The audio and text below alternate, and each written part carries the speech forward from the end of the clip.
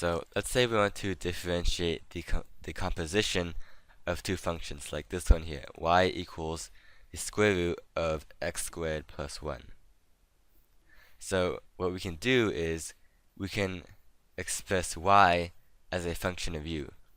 So we make all this x stuff equal to u. So we say u is equal to x squared plus 1, and then we just have y equals the square root of u. So there's no more x's in here. Y is only a function of u. And we know how to differentiate this because this is just u to the 1/2 power. We can use power rule for this. Whereas we don't know immediately how to differentiate x squared plus 1 to the 1/2 power. So we have y as a function of u, but then u, remember, is a function of x.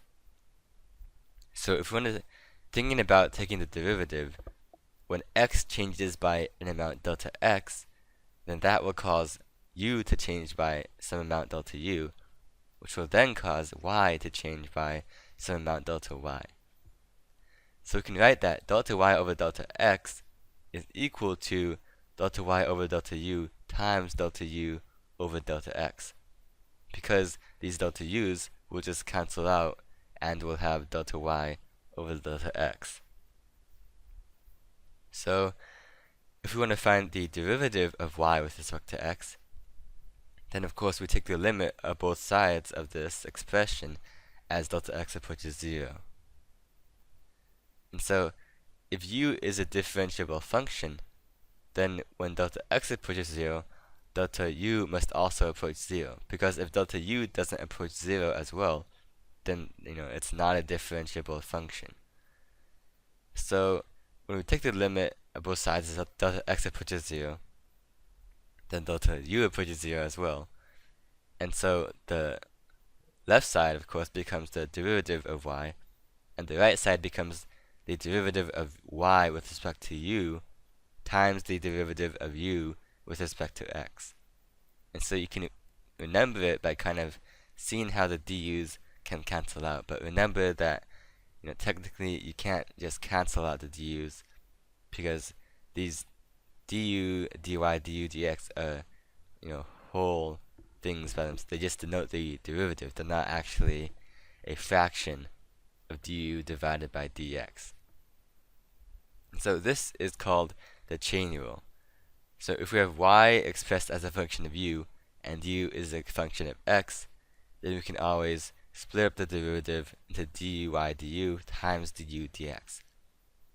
And that'll help us find the derivative of many more complicated functions. So let's see, we have a function here, x squared plus 1 all raised to the 5th power. So we can just write u is equal to x squared plus 1, and then the function becomes u to the 5th power. So we've gotten rid of all the x's, and this is a simple form that we know how to differentiate with the power rule.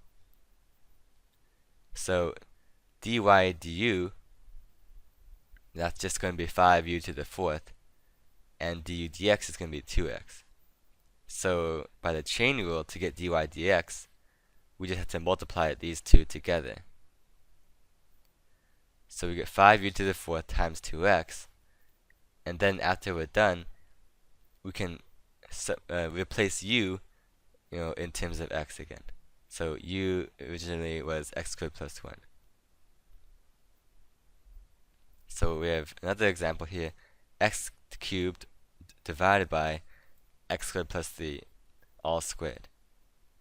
Right, so for this one, we're going to need to use the quotient rule.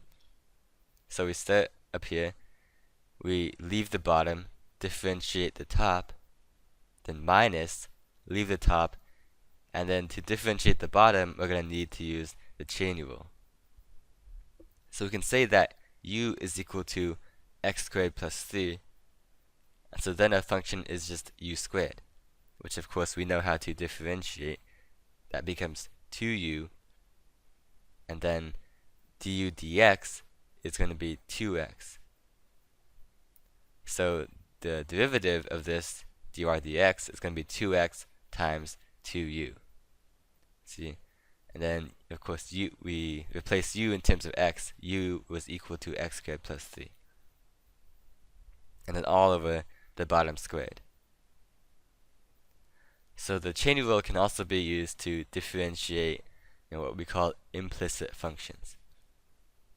So an example of an implicit function is a circle, x squared plus y squared equals 25. Notice how it's not written like all these other functions, where it's just y equals something something in terms of x. These are called explicit functions because y is expressed explicitly in terms of x. So notice if we try to solve for y explicitly in this circle equation, we would get two separate functions because we'd have to take the square root, and that introduces a plus minus sign. So this implicit function actually represents two different functions.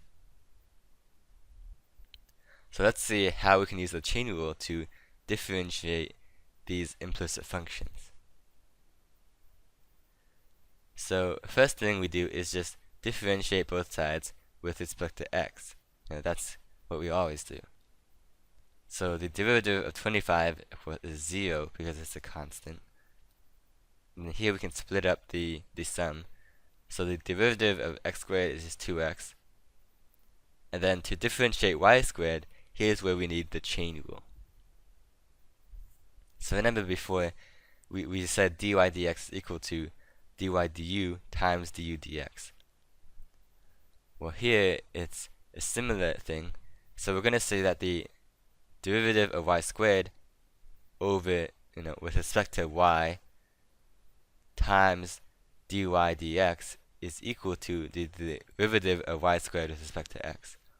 See, notice how you can think of the dy's are canceling out, and we just have the derivative y squared with respect to x in the end.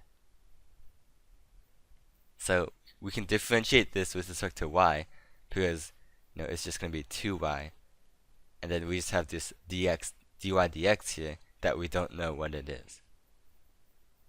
But of course, dy dx is what we're solving for in the first place. It's the derivative of this function. So all we have to do is solve for dy dx, and then we get a derivative. So let's look at another example. We have y cubed plus xy squared plus x squared equals 0. So first we differentiate both sides with respect to x. So the derivative of y cubed, remember we're going to do dy cubed with respect to y times dy dx by the chain rule. So this becomes 3y squared times dy dx. And then this middle term here, we're going to need to use the product rule.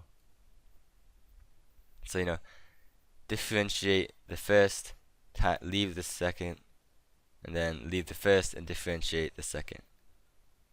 And then, of course, the derivative of x squared is just 2x. So, this is where we're going to need to use the chain rule here. To differentiate y squared, and we did that in this example too, it's just going to be 2y times dy dx. So after that, we can group all our dy dx terms on one side of the equation, and then all we have to do is just factor it out, and then divide by this expression to solve for dy dx. So really the key thing to remember in the chain rule is remembering what variable you're taking the derivative with respect to. See, normally you're taking it with respect to x, so that's why you can't just say the derivative of y cubed is 3y squared, because the variable that you're taking the derivative with respect to has to match up with this thing you're differentiating. So you can't take the derivative of y cubed with respect to x without using the chain rule. See, but when we differentiate with respect to y, then we can just say it's just 3y squared.